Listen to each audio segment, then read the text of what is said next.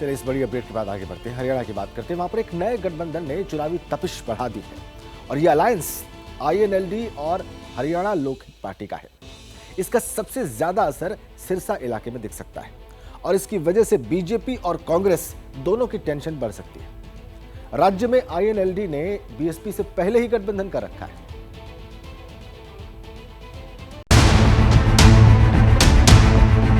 हरियाणा की सियासत में एक नए गठबंधन ने दस्तक दी है। ये गठबंधन है इंडियन नेशनल लोकदल और हरियाणा लोकहित पार्टी का। आईएनएलडी के साथ बीएसपी पहले से अलायंस में है। अब इस नई साझेदारी ने राज्य में चुनावी माहौल को गरमा दिया है।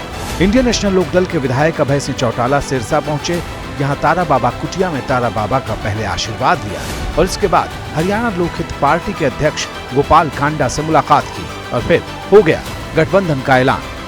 अब हम सबको मिलकर के सत्ता से बात करेंगे और कांग्रेस को जो दबाव है क्या सत्ता में आने का उनको सत्ता से दूर कर दो। Indian national Lokdal party, Haryana Lokhit party और बहुजन समाज पार्टी मिलकर के हर हालत में प्रदेश की सत्ता की तरफ बढ़ रहे हैं। तीनों मिलकर 111 111 है। अभय सिंह जी ने जब बोल दिया कि हम तीनों मिलकर इस सरकार की तरफ बढ़ रहे हैं, इस बात में कोई दो राय नहीं होगी। अब ये गठबंधन सिरसा, रानिया और एलनाबाद सीट पर बीजेपी और कांग्रेस की मुश्किलें बढ़ा सकता है। हरियाणा लोकहित पार्टी का पंजाबी और वैश्य समुदाय के बीच असर है तो Indian national Lokdal Jat vote bank की सियासत करता है। वहीं बीएसपी के साथ आने से दलित वोट भी जुड़ने की उम्मीद है। हरियाणा लोकहित पार्टी के गोपाल कांडा बीजेपी सरकार को लगातार समर्थन देते आए थे, लेकिन सीट बंटवारे पर बात नहीं बनने के बाद इंडियन नेशनल लोकदल के साथ चले गए।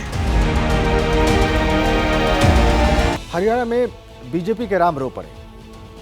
हरियाणा में कांग्रेस ने 89 सीटों पर अपने उम्मीदवार उतारे और उम्मीदवारों की इस लिस्ट ने उन नेताओं का सपना तोड़ दिया जो मुख्यमंत्री बनने के ख्वाब पाले हुए थे। लिस्ट ये बता रही है कि कांग्रेस के हीरो हुड्डा ही है।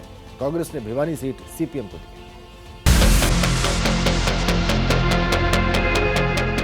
76 साल के भूपेंद्र सिंह हुड्डा ने कांग्रेस में अपना लोहा एक बार फिर मनवा लिया है। हरियाणा में कांग्रेस ने अपने सभी उम्मीदवारों का ऐलान कर दिया और इन उम्मीदवारों में सबसे ज्यादा हुड्डा के ही समर्थक हैं।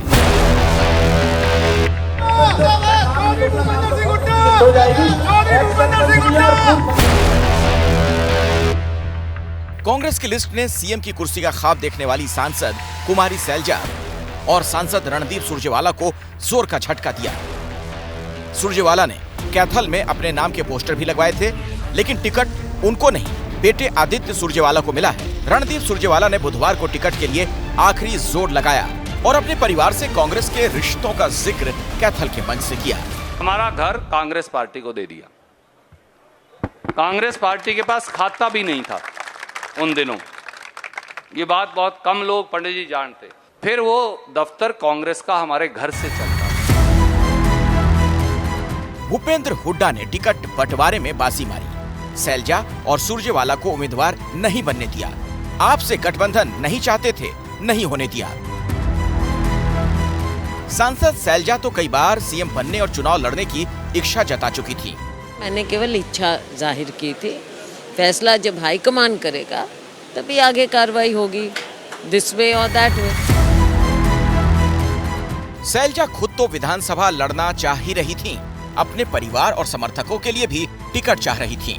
सूत्रों की माने तो उकलाना सीट से सैलजा अपने भतीजे हर्ष को चुनाव लड़ाना चाहती थीं, लेकिन इस सीट पर कांग्रेस ने हुड्डा के समर्थक नरेश सेलवाल को उतारा है।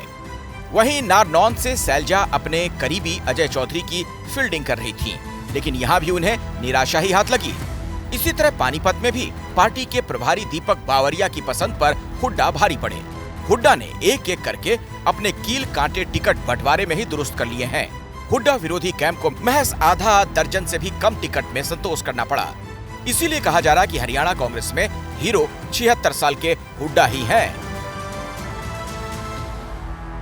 ये तो थी कांग्रेस की बात और जैसा कि हम आपको बता रहे थे, हरियाणा में बीजेपी के राम रो पड़े। राम मतलब रामविलास शर्मा, पार्टी के वो दिग्गज नेता जिन्हें राज्य की सियासत में भगवा खेमे का भीष्म पितामह तक कहा जाता है। लेकिन बीजेपी ने रामविलास शर्मा को महेंद्रगढ़ सीट से टिकट नहीं दिया, जबकि इस सीट से टिकट के ऐलान से पहले रामविलास पर्चा भर चुके थे। अब उन्होंने पार्टी के फैसले को मानने की बात कही है, लेकिन ये कहते हुए उनकी आंखों से आंसू निकल आए और ये आंसू सियासत का तापमान बढ़ा गए। आप यदि मेरे को कमजोर कर देंगे तो मैंने जिस झंडे के लिए जान दे दी है, मुझे अंत में उसी झंडे के साथ रहने दीजिए। सर कसाई को आंसुओं में लिपटी ये अपील सबको भावुक कर गई। कि ये आंसू जो है, मेरे को आप कमजोर करना चाहते हैं क्या? ये हरियाणा के दिग्गज बीजेपी नेता हैं, प्रदेश बीजेपी के अध्यक्ष रहे, राज्य के शिक्षा मंत्री रहे। 5 दशकों से ज्यादा का सियासी करियर सिर्फ एक विचारधारा के नाम रहा और वो है संघ परिवार और बीजेपी की विचारधारा। लेकिन इस बार पार्टी ने महेंद्रगढ़ सीट से टिकट नहीं दिया तो दिल की भावना आंसुओं के जरिए बाहर निकल आई। लेकिन इन आंसुओं का मकसद बगावत नहीं, कार्यकर्ताओं के क्रोध को शांत करना था।